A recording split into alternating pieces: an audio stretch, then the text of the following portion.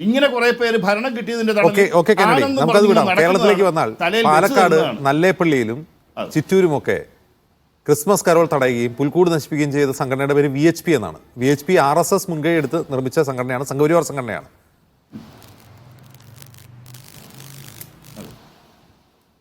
അവർ തന്നെയാണ് ഗ്രഹാം സ്റ്റെയിൻസിനെ കൊന്നതും. തെറ്റാണെന്ന് അപ്പോൾ തന്നെ അത് പറഞ്ഞിരുന്നു. ആ പുൽക്കൂട് തകർത്തത് വിശ്വ ഹിന്ദു പരിഷത്തിന്റെ കെന്നഡി പറഞ്ഞു കേരളത്തിലെ ക്രൈസ്തവരോട് RSSന് വിരോധമില്ല, കേരളത്തിലെ ക്രൈസ്തവരോട് RSSന് ഇങ്ങനെ പ്രശ്നമില്ല എന്നാണ് അല്പം മുമ്പ് കെന്നഡി പറഞ്ഞത്. അല്ല, ഞാൻ പറഞ്ഞല്ലോ RSS എന്ന് പൊതുവായി അങ്ങനെ പറയരുത്. കാരണം ഞാൻ അങ്ങനെ പറയാൻ കാര്യം, ഒരു സംഘടനയ്ക്കകത്ത് കോൺഗ്രസ് അഫിലിയേഷനുള്ള ഒരുപാട് സംഘടനകൾ കാണും. നമ്മൾ എല്ലാം കോൺഗ്രസിൻ്റെ തലയിലേക്ക് കൊണ്ടുവെക്കരുത്. ആ കണക്ഷനുള്ള ഒരുപാട് സംഘടനകൾ കാണാം. അതിൽ ഏതെങ്കിലും ഒരു സംഘടനയ്ക്ക് പിഴവ് പറ്റിയെന്ന് വ്യക്തമായി നമ്മൾ പറയണം. ഞാൻ വ്യക്തമായി പറയുന്നു, VHP അന്ന് ചെയ്തത് തെറ്റ് തന്നെ. അന്ന് ഞാൻ പല ചാനലുകളിലും ആ ക്രിസ്മസ് രാത്രി ഞാൻ പങ്കെടുത്തിരുന്നു. ഞാൻ വ്യക്തമായി പറഞ്ഞു, VHPയുടെ നേതാക്കൾ അതിനെ തള്ളി പറയണം. നാളിതുവരെ തള്ളി പറഞ്ഞിട്ടില്ല. അവർക്ക് തെരഞ്ഞെടുപ്പിനോ അല്ലെങ്കിൽ അതുപോലെയുള്ള ഇതുമായിട്ട് ബന്ധപ്പെട്ട് BJPക്ക് ചെയ്തു കൊടുക്കാവുന്ന ഏറ്റവും വലിയ ഉപദ്രവം, മഹാപാതകമാണ് അവർ ചെയ്തത്. ഒരു നിമിഷം, ഇപ്പൊ BJP ആണല്ലോ കേരളത്തിലെ ക്രൈസ്തവ സമൂഹവുമായി ഏറ്റവും അടുത്ത് ഇടപഴകുന്നവർ. കെ സുരേന്ദ്രൻ ബിഷപ്പ് ഹൗസിൽ പോകുന്നു, പലരെയും കാണുന്നു. എന്തുകൊണ്ടാണ് BJP സംസ്ഥാന അധ്യക്ഷൻ കെ സുരേന്ദ്രൻ അതിനെ തള്ളി പറയാത്തത്?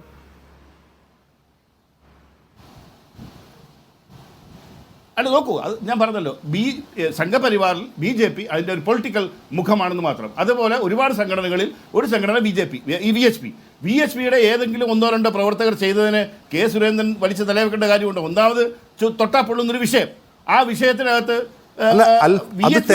കെന്നഡി അല്പം മുമ്പ് പറഞ്ഞത് തെറ്റാണെങ്കിൽ VHP അത് മാപ്പ് പറഞ്ഞിട്ടില്ല. അതായത് RSS പറഞ്ഞാൽ VHP കേൾക്കില്ല, BJP പറഞ്ഞാൽ കേൾക്കില്ല, ഇവരാർക്കും ഇതിൽ ഖേദമില്ല, അവരാരും മാപ്പ് പറഞ്ഞിട്ടില്ല. എന്നിട്ടും കെന്നഡി ഇരുന്ന് ന്യായീകരിക്കുകയാണ്. അജിംഷ, ഞാൻ വ്യക്തത വരുത്തുന്നു, അവര് മാപ്പ് പറഞ്ഞിട്ടില്ല, തള്ളി പറഞ്ഞിട്ടില്ല എന്ന് മാത്രമല്ല, അന്ന് ആക്രമിച്ചവരെ ന്യായീകരിക്കുകയും ചെയ്തു.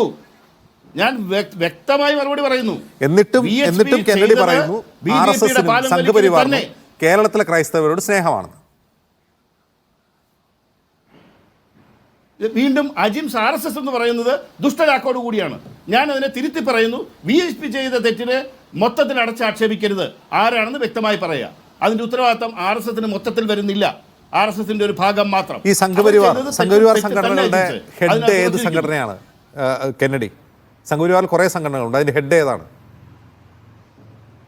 RSS തന്നെയാണ്. RSS ആണ്. അപ്പോൾ നിങ്ങളുടെ വീട്ടിലെ ഒരു അംഗം ഒരു പ്രശ്നം ചെയ്താൽ അത് ആരാണ് അതിന് ഉത്തരവാദി? ആരാണ്?